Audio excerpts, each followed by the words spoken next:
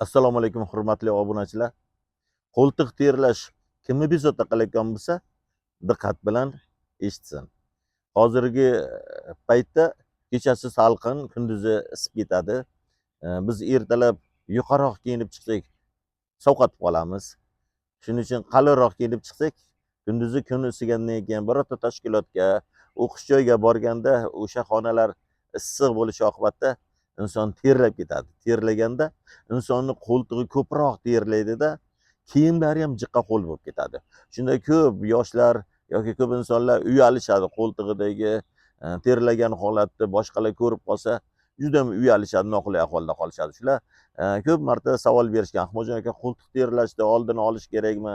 Bu kasallikmi? Nima qilish kerak buni deb so'rashadi-da. Bu normalniy holat. Bu organizmni shunday bir holati, kasallik emas. Faqatgina agar undan bir uyatli ahvolda qolayotgan bo'lsangiz, uni yo'q qilishni xohlasangiz, aptekaga kiring. Aptekada bolalar prisipkasi, детский prisipka deydi. Ya'ni bolalar uposi, upo pudra. Mana shu upodan aptekaga kirib oldimda shu odamlarga ko'rsatmoqchi bo'ldim. Mana hozir teskarisiga ko'rinyapti. Siz kirib so'rasangiz bolalar uposi, diski pudra desangiz berishadi.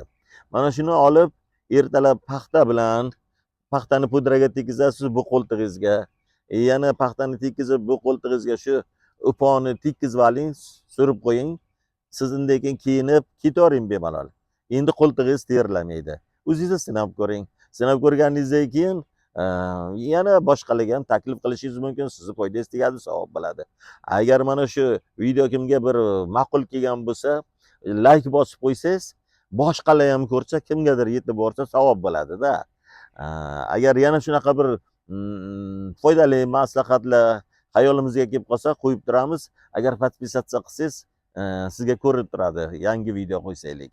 Rahmat, sog' bo'ling, ko'p yashang.